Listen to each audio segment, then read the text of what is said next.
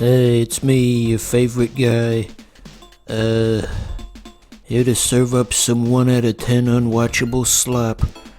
Just like I always do. Remember when SpongeBob said, what could be better than serving up smiles? Well, what could be better than serving up slop? So, there was that cool alien at the bottom. Yeah, he came in between episodes. If we can collect 5 ingots, we can build a bench for him, and then we'll produce more ingots on our own, independently. I'm sure certain corners of the internet would complain that perhaps this game is an allegory for colonial slavery. Last episode it was an allegory for the ills of capitalism, but now it's colonial slavery, you see. 'Cause we're a foreigner from some far-off land who crash-landed on this strange planet just to enslave the natives and make them stand at benches and do the thing with their hammers over and over again. You're just a colonizer. You're enslaving these good people so that you can just collect all these ingots for your own enrichment. For shame, player. For shame. So right now I'm just waiting for Ding Dong VG to make more meat for us. Whenever we talk to him in the game, I always hear his dialogue in Ding Dong VG's voice. They look so similar, you know. Even though the blue alien is supposed to be a woman, I think, because they introduced her as the huntress, and also the sprite seems to have some visible bosoms on it. But it's just such a match. Can't you picture that voice coming out of that character? See, it looks just like him. Okay. So we repeat the cycle anew. Let's go to Zelda Land. Look at me, I'm going to Zelda Land.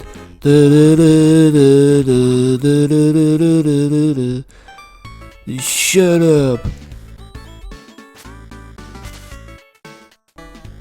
If I haven't already mentioned, the combat is very annoying in these early stages of the game, because your yo-yo does not have enough force to push the enemy back, and so he can just charge right at you if he wants to. I'm gonna charge into your house. See, it pushes him back a little, but not enough. That thing I picked up, that's a Zoldank, by the way. There's an in-game shop where we can spend those. Although I don't know where it is. I guess all the enemies are just kind of annoying as far as the combat goes. See, look at that bullshit right there. Now we can't even do nothing. In a sense, this kind of reminds me of Chibi Robo, where in the early stages of the game you don't have any upgrades, so just the day-to-day mechanics of the game are very unpleasant. Fucking Jesus. See, like eventually all this shit's gonna get better. It'll get better, viewer, but first we gotta buy some expensive items, you see. Hey, look at that. Look at that. Meat just came out of nowhere. Oh yeah, remember I said I was gonna build the bench? Well, we got that now. We got a bench. Ain't that exciting? We're gonna shoot a remake of Forrest Gump. All we needed was the bench. That's the main thing of Forrest Gump, was that bench that he sat on, right? Okay, so Lil Man's gonna make ingots for us. That's a very nice thing to have. And if we want 2 meat, obviously that's gonna cost twice as much, so we're gonna need 1,000. What was that Simpsons thing? I have 3 kids and no money. Why can't I have no kids and 3 money? So yeah, we're gonna need 2 meat and 1,000 crystals. So help me count to 1,000, viewer. Here we go. Are we there yet? 291.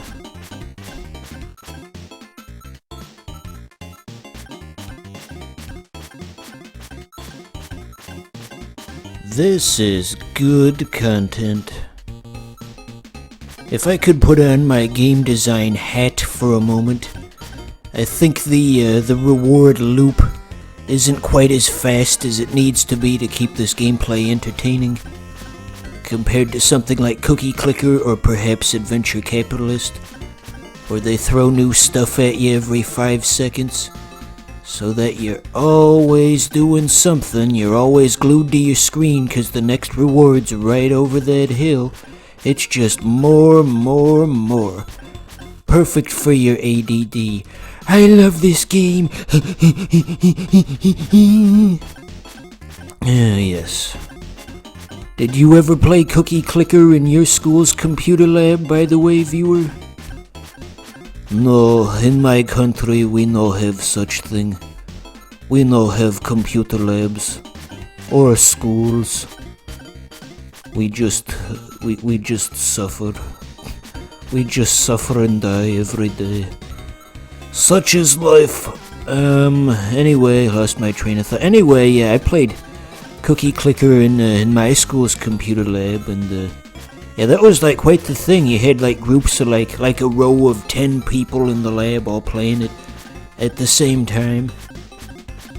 I'm surprised it caught on. Just some of the fucking window lickers that went to that school, I'm surprised they can even like figure out how the internet works. Just to give you an idea of how dumb people were at my school. One year it was like April Fool's Day, and I had a kid, he just fucking slapped me in the face and he said, "April Fools."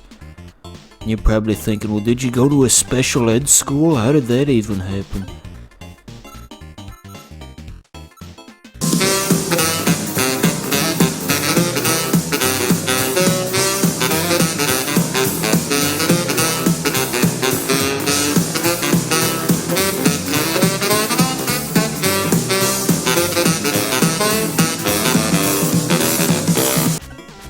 Merry Christmas, viewer.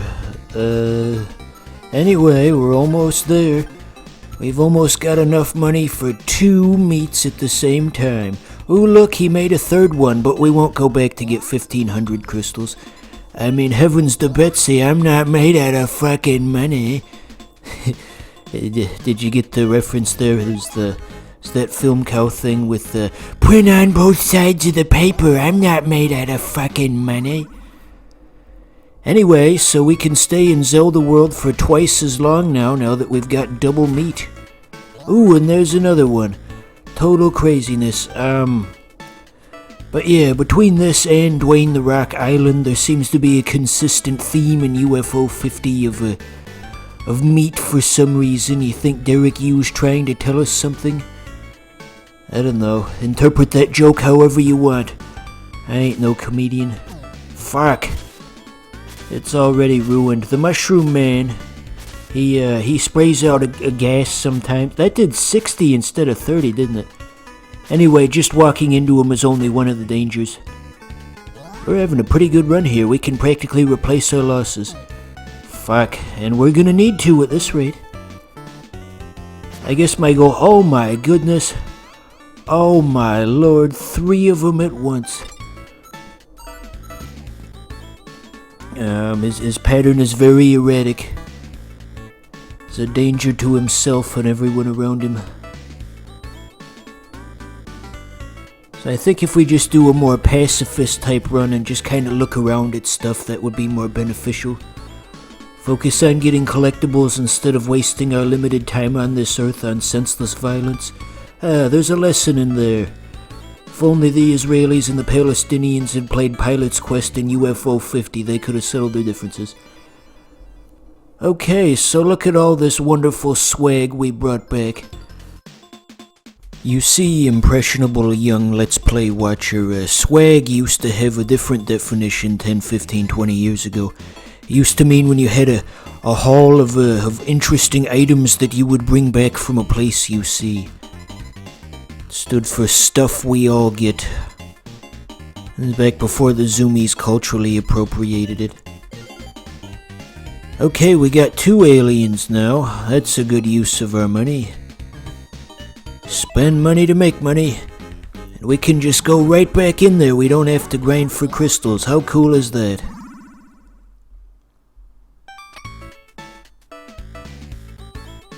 See, there's a button to check for stuff if you saw that text up there that said there's nothing here. But I'm not sure when to use it. Ooh, look at that big fucker over there. Hey, oh, hey, look at this big fucker over here. Never seen nothing like that. Impressions are cringe. We should all just hang ourselves in a closet somewhere. I mean, oh no, I got hit by the thing again. Oh, foo. Whoopsie doodles. I'm trying to minimize the actual attacking I'm doing here, just for the sake of survivability.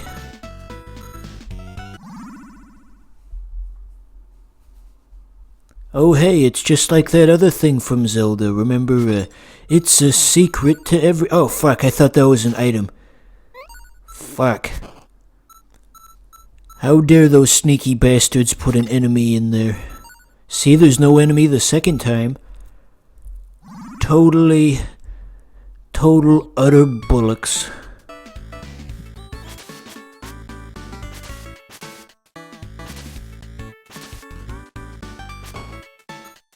I get the impression if the original Zelda on NES was— hey, it spelled out the word UFO in the floor, I just noticed that.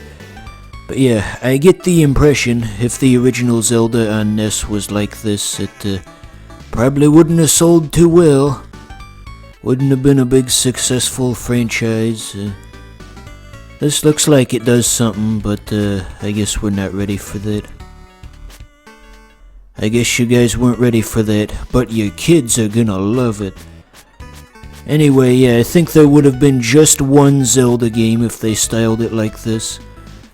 And nothing more. There wouldn't have been no Breath of the Wild, no Ocarina of Time. All those Nintendo developers would have just worked on something else. All that time, money, and effort that went into Breath of the Wild could have been gone into making, I don't know, Mr. Meaty the game. Fuck, he's so fast. See, it's like a direct copy of that one Zelda enemy. See the little man in the lava? Zelda had a very similar enemy to that. I think if we go left long enough and then eventually down, we can get back to the entrance that way. Although it's starting to look a little unlikely, I must say. We're not gonna make it back. That's the impression that I get. That's the impression that I get. See, yeah. This sucks.